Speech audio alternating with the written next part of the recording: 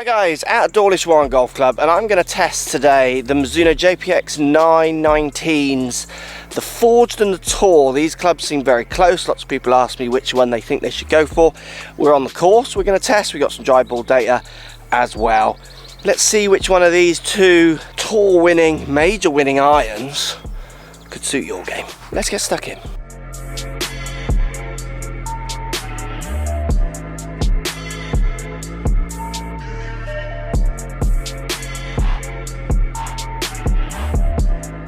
So I used the Tour off the tee there, and I'm now going to hit into the green 185 yards out with the Forged. And definitely the Forged does look a little bit chunkier on top, but it's tiny amounts, absolutely tiny amounts.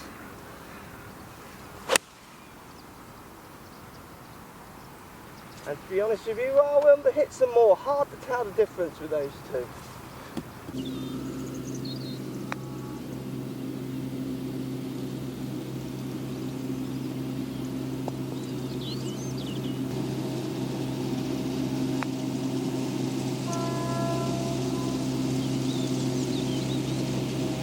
Two little 9-iron runs there, one with the Forged, one with the Tour, very similar.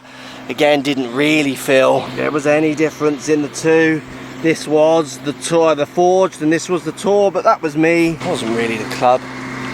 They were close. And when you get down to the 9-iron, I mean, look, you're losing the cavity on the Forged. Yeah, the Tour does look more slender, but there's literally not much in those two. Let's look at the tech specs and see what the real difference is between these two clubs.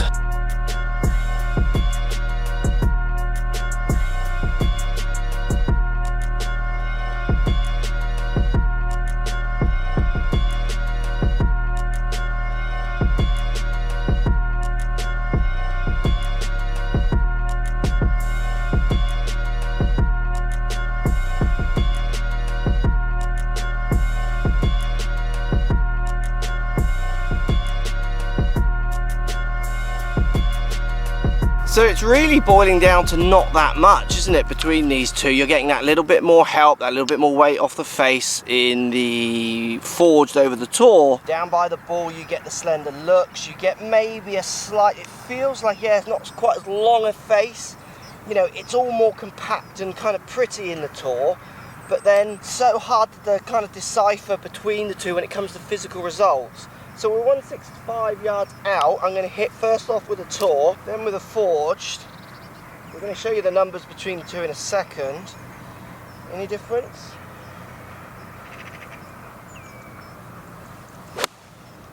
That does feel fantastic.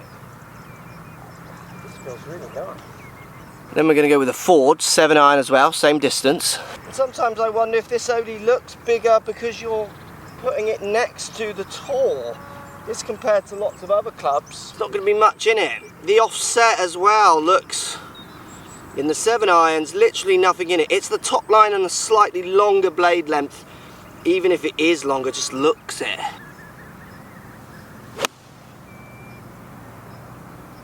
Again, feels good. Similar shots, just slightly further right with the Forged. Get up there and see the distances. We will show you the dry ball data as well. Is that the Forged on flight through the air, to me, looks like it goes higher. We'll check the ball data to see if that's the case. It just looks high, and I don't know if that's me bringing my conceptions of what that thicker top line, and I know there's more sole on this one, will do to the ball. Off the face, maybe a fraction softer, whatever that means, in the Tour. But again, maybe that's just my preconceptions. Look how close those two are in distance. Let's go and have a look at these dry ball data numbers, see what is actually happening off the face, ball speeds, peak height. Is that peak height a real thing? So let's take a look at the numbers of the two clubs here. Forged 7-iron on the bottom here, carrying 153. On the top here we got the 7-iron in the Tour, 153 carry. Exactly the same. Peak height out of the Forged, 32. Peak height out of the Tour, 31. So 1 yard in peak height. That's like, you know, what's my max peak height? I do get a couple at 34 with the Forged, which I don't get as high as that with the Tour. Spin 7,000 to 6.8 down here, 6.7, 6.2, 6.9 is averaging 6.8 with the Forged, so it's a dropping around 200 revs in spin. launching at 19.8 with the Tour and the Forged 19.2, but averaging 20.1 with the Forged to basically 19.8, 20 with the Tour. Very, very close. A fraction more peak height in the Forged, a fraction, just the possibilities of peak height is there, and a fraction less spin. Performing numbers wise, very close. They're very, very close numbers, aren't they? I mean, for all intents and purposes, it's pretty much the same club, isn't it? So I'm 168 to the middle, 152 to the front, and 181 to the back. So I'm going to anti-play these clubs. What I mean is the one that should launch higher a little, which does that fraction higher, and in theory might sneak a few more yards, but even though on the dry test you could see it didn't. The 5-iron, I'm going to hit a feely cut to that pin, because this one's going to go to the back of the green.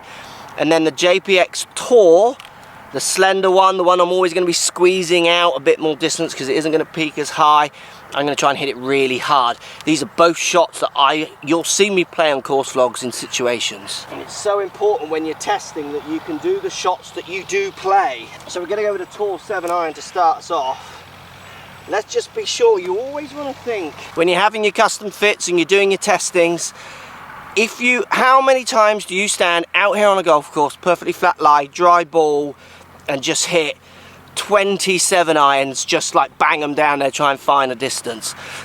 I mean, that shot in a round of golf for me is happening 2% of the time. I'm always adding a few more yards to my stock yardage, taking some off, hitting it higher, hitting it lower. And even though if you're a lesser skilled player, you think you're not doing that, you absolutely are. You just might not be doing it as consciously as others or every time. So you will be hitting 8 irons and running it on, or hitting a 6-iron and trying to fly it all the way over there because you've got a slope or something to go over. You'll be making these decisions. Right, hard 7-iron Tour to start, bit of draw on it, literally trying to max out.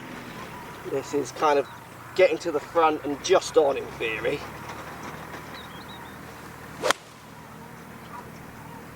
Get that nice, just need to draw a little bit more. Again, when I go to hit it a bit harder, never my best strike or harder for me to get that kind of purer strike, but it's done okay. So let's go Forged now, cutting, feely shot, because in theory this is going to the back of the green, so I'm going to take off.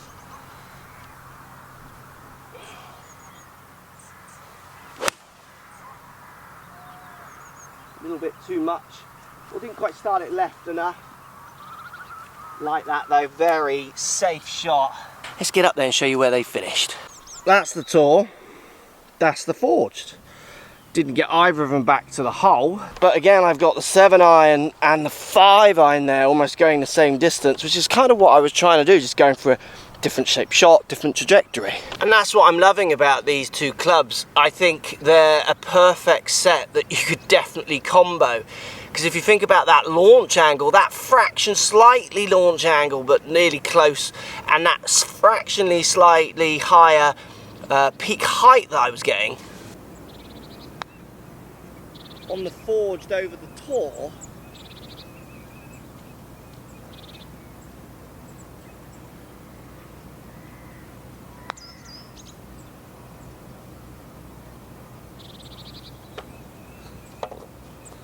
one up Forged. Maybe when you get down to your lowest iron, for me a 5-iron, any extra little height when I start getting down in loft in the longer irons, I have a combo set in mind. My 5-iron's not the same as the rest of my set because I'm trying to bleed it into my hybrids. I'm trying to get that launch and distance all fitted in. With these performing so similar is actually their kind of great point. And then when you need that little bit more help, that little bit more launch, you maybe step up to the Forged from the Tour and sacrifice that slight look because you do want that little bit more help, and it's only a little bit, but maybe you don't want to give that away.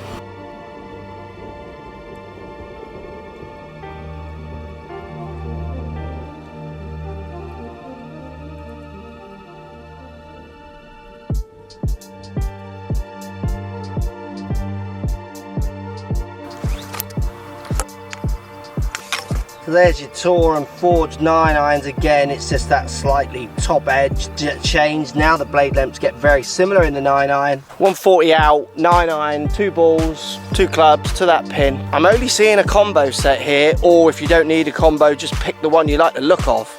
Performance wise, I think you're only really going to see it when the loft starts dropping off.